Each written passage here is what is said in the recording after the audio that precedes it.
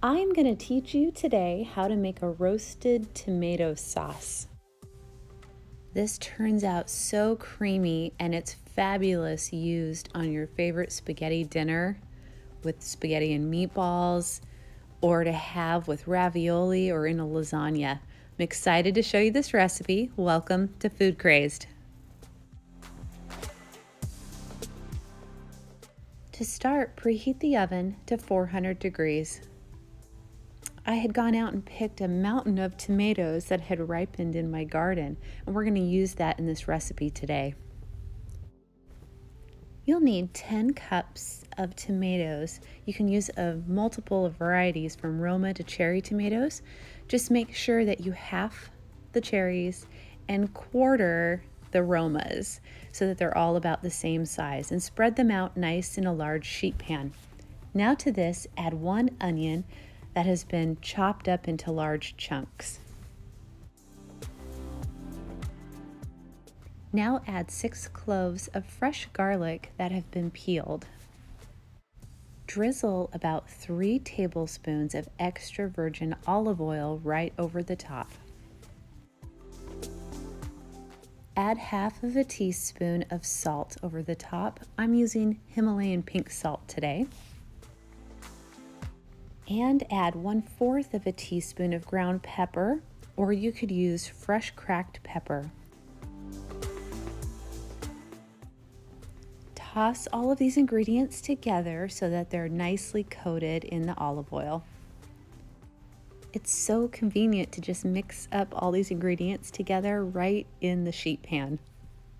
And let me tell you, as this goes in the oven and is baking, your whole home is going to smell amazing, like an Italian dinner is cooking. This is ready to go. Let's pop this into the oven and bake it for right around 40 to 50 minutes. You'll know it's done when the onions and tomatoes and garlic are starting to brown on the top. Let it rest for about 5 minutes before jumping into the next step. We're going to add some fresh basil to this. I like to pull the basil leaves right off the stem, and you'll need about 1/4 of a cup of fresh basil, which is about 10 leaves. If you don't have fresh basil, dried basil will work too in this recipe, and you'll need about 1 tablespoon.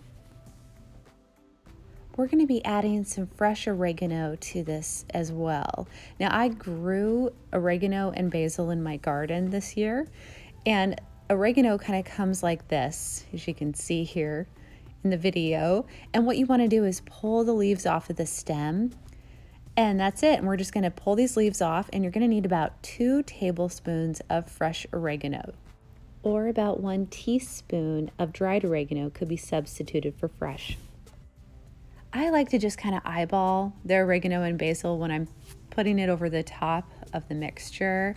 And you know that if it's spread out nice over the top and looks beautiful, it's going to taste beautiful too.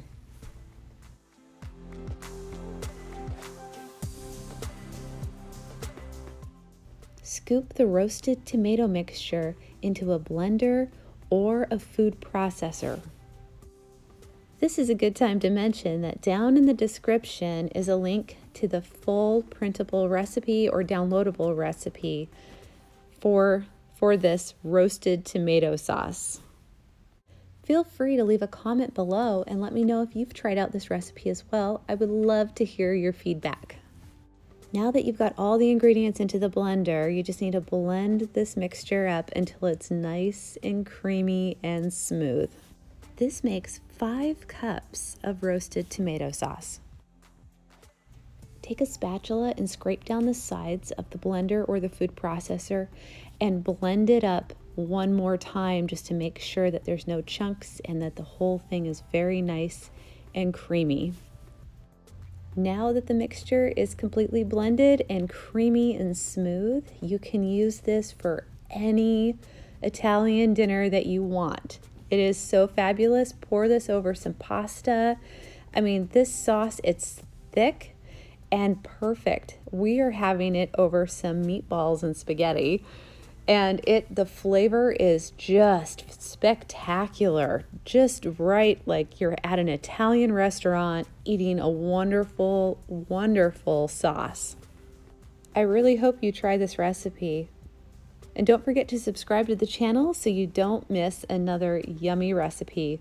Thanks again for watching.